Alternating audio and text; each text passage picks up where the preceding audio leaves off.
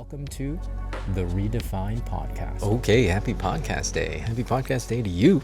Welcome to the show if you're brand new. And of course, if you are an existing listener, welcome back. Thanks for tuning in. Okay, before we get into it, I want to let you know, in case you hear what might sound like static in the background, that's actually the rain.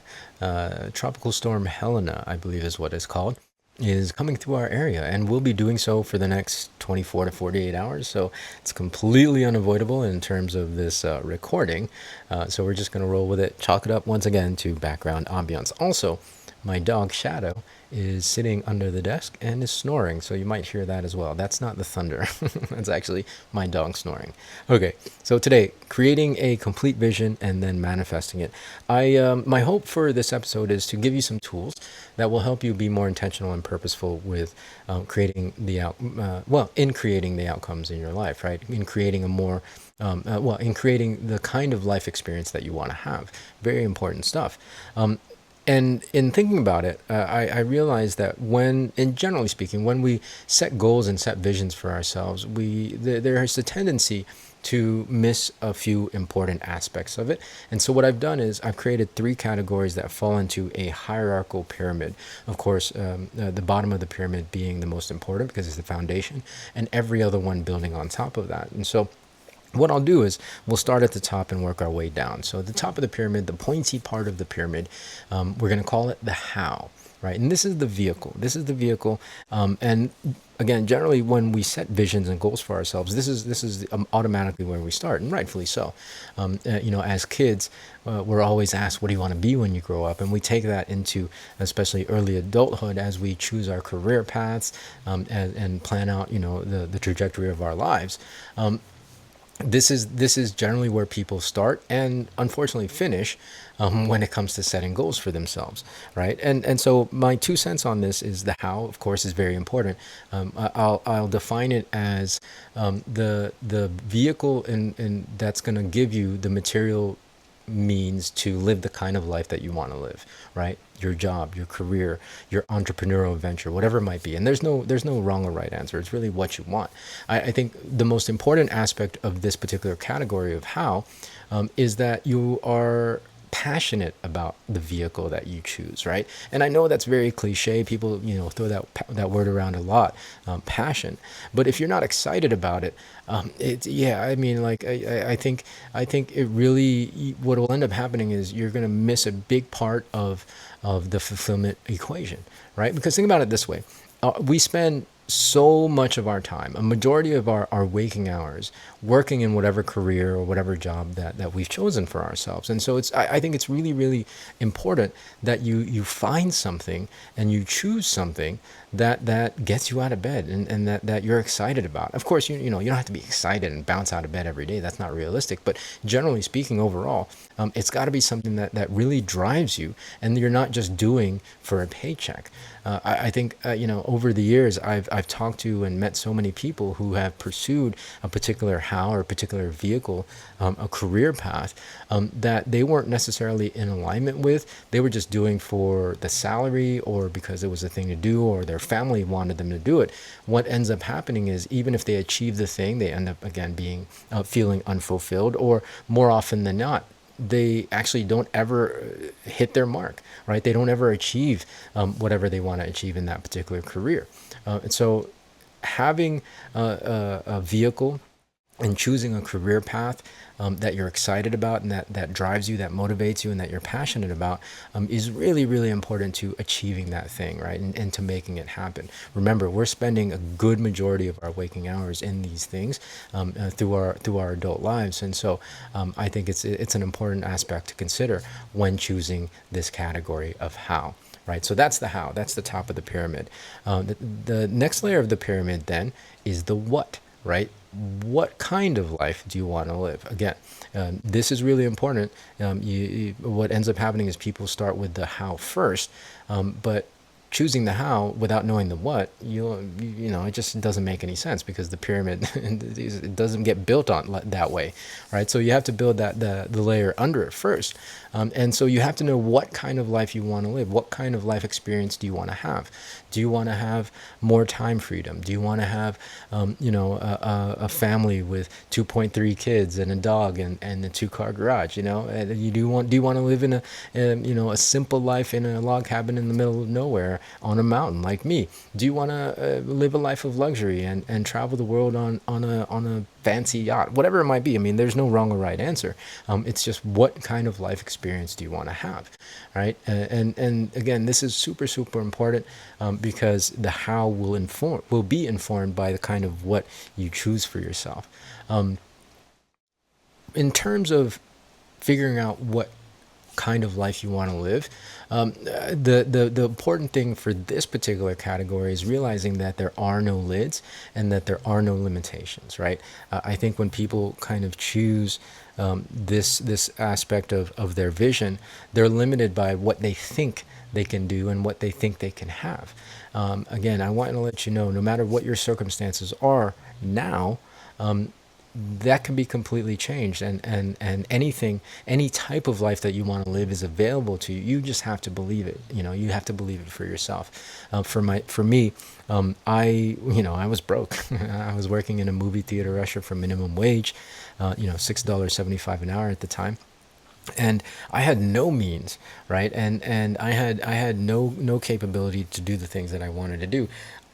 However, I didn't think that those things weren't possible for me, right? I always believed that I had the ability, and well, no, not even the ability. I always believed that the life that I wanted to live, the kind of life that I wanted to live, the life experience that I wanted to have was available to me, no matter what that thing was, and no matter where I was at any point in my life, right? So just understand, don't limit yourself to what you think you can do or what you think you can have. You can do and have anything, and that's an important aspect for this particular category when you're crafting this vision for yourself, and allow yourself to think freely and you really engage your imagination. Think of things that you would never think possible, logically for yourself, and disengage that logic part of your brain when you're crafting this part of the pyramid, this part of your vision. Really, really important to kind of open yourself up to the limitless possibilities in this life, right? So as you're thinking about the what, right, what kind of life you want to live, there are no limitations. There are no limitations. And then once you kind of hone that in a little bit, excuse me, then the how, the vehicle, that the top part of that pyramid will make much more sense in terms of giving you the material ability to live the what, right? To live the what. So that's the what part of this pyramid. The foundation, then, the last category is the who. This is the most important part, and this is why this is a foundation. Who do you want to be, right? Who do you want to be in this vision? I chose this as the foundation of the pyramid because everything rests on you, right? Everything rests on who you are, and who you believe you can be, and the kind of person that you want to be, right? That you want to be. And here's the thing, again, this is one of those conversations that there are no limits in terms of who you are and what you want to be. And it's sometimes, well, I make this the foundation of the pyramid because it determines the next two. Who you are and what you believe will determine what you believe is possible for you, which will then determine the vehicle or the career path that you choose. And so if you don't have a firm idea of who you want to be, then you're just going to be who you are by default, number one. And not that that's a bad thing. I'm not saying who you are you need to be a different person. But there are definitely aspects of ourselves that we need to either address and work on, and improve and expand, or we also need to kind of incorporate some new things into ourselves as well, to be the person that we need to be in order to be able to live the kind of life we want to live, and achieve the things that we want to achieve through the vehicles that we set out for ourselves. If you don't address the who, then you're always going to default to what you have, If you don't make growth a priority and a foundation in your vision, and in the work that you do on a day to day, then everything else in the pyramid falls apart, right? And so in terms of crafting an idea and a picture and a vision of who you want to be, that I mean, it sounds really kind of general and broad and vague, really. So what I like to do is, I like to think about people that I look up to, whether they're alive or people from history, even fictional people or fictional characters, and model yourselves, model the things that you like, and that you look up to about these people. I don't know if that's correct English, but you know what I mean. Model the things the qualities that you look up to about them, and really try to incorporate those and build those and foster those and nurture those qualities within yourself. For example, I just throwing off the top of my head some of the people that I really look up to through in present time and through history. Walt Disney is always one of the people at the top of my list. George Lucas, Yoda. Speaking of George Lucas, the Dalai Lama, of course.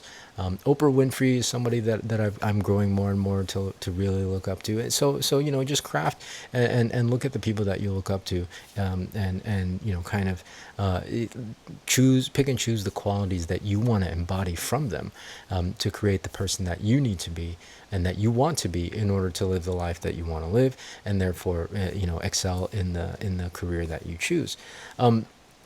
One note on the who is really be careful choosing a person to kind of emulate, based on their material achievement. Right, their material achievement. Not that that's a bad thing, but sometimes we kind of idolize people for what they've earned or built materially, for the amount of for the size of the business that they've created, and the amount of net worth that they've created for themselves, which again isn't in itself wrong or bad. However, I want you to also take into account the person's character and who they are, right? Remember, we want to emulate aspects about them, and so if you pick somebody that's wealthy beyond measure, but they're a complete asshole, I don't know. I guess I'm saying this because I don't want more assholes in the world. But I think you guys understand, right? Like there are plenty of people who have achieved massive financial and material success, but are morally corrupt, right? And that's not necessarily the measure. So be really discerning when you are looking for people to emulate, when you're looking at the people that you look up to, because again, I think especially in modern society, we have a tendency, we have a tendency to kind of idolize people just because they're rich and famous, and ignore their level of kind of morality and ethics, right? So be conscious of that. I mean, if that's what you want to do, that's what you want to do. That's who you want to be. But for my listeners in particular, I think you guys are so much more than that. Well, I mean, look at Oprah Winfrey as an example. I think super wealthy, a billionaire, but also is continuing to work on her own ethics and morals and integrity, and is on her own kind of growth journey, right? So she's, I think, in my opinion, a good example of someone that fits both material success and spiritual and moral success, right? I think you get the point. Really be discerning about who you choose to model, and the people that you look up to when creating a vision of the identity and the person that you want to become.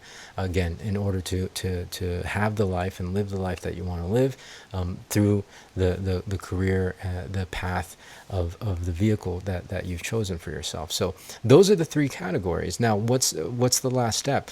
Now that you have those three categories worked out, then you gotta visit it every day, right? As in the story from Tuesday's episode, where I'm always looking at dog posts on the internet and on social media. I programmed my unconscious mind to always want a dog, and that's how we ended up. That's how I ended up manifesting the exact dog that was in one of the posts that I perused and that I saw from an entire month before, right? Without even knowing it. So we have to program and give all this data and this input upload it into our unconscious mind. So really make it a practice, and this is where the work comes in. Really make it a practice of feeding your unconscious mind with this complete vision, every piece of the pyramid, this complete vision. Work at feeding your unconscious mind with this vision every day, every morning if you can, every evening if you can, so twice a day even, but at the very bare minimum once a day. And what will happen is you'll start to really, again, incorporate these things into yourself and into your unconscious, and do so happily, right? Really feel the feeling of what it's like to embody the entire pyramid with each level, each category, and imbue it with positive energy, with positive emotion, with a feeling of it having been already done, or you already having that thing and you already being that person, right? Think about this in present tense, and visualize it in present tense, as if really engage your imagination. If you're a kind of person that likes to write and read your visions and your goals for yourself, write these things out in present tense and read them out to yourself in present tense. Again, this is the work that we have to do to program our unconscious mind to then manifest it into reality, right? Into reality. So that's it. That's the manifesting. That's the manifesting. So the categories in the pyramid are, again, the how, which is the vehicle or the career path. The second level is the what, the kind of life that you want to live, the kind of life experience you want to have, and the base of it, the foundation, is who you want to be. Remind yourself of these things every day once you've crafted this complete vision for yourself, and manifestation will come. It's surprising. It will surprise you. It will surprise you how almost effortless it will be for you, right? Anyways, I'm getting tongue tied, so I'm gonna go ahead and go. We'll catch you next weekend. Be safe. For those of you in the next couple of days that are in the storm's path, please be careful. Be safe, especially if you're in a flood zone. We're not. Thankfully, we're on top of a mountain. But for anybody that is going to be in the path of the storm, please be careful. Take precaution, and don't take any unnecessary risks. And beyond that, have a great rest of your week and great weekend. We'll catch you on Tuesday with a fresh new one. So until then, be well, be safe. We'll see you in the next episode.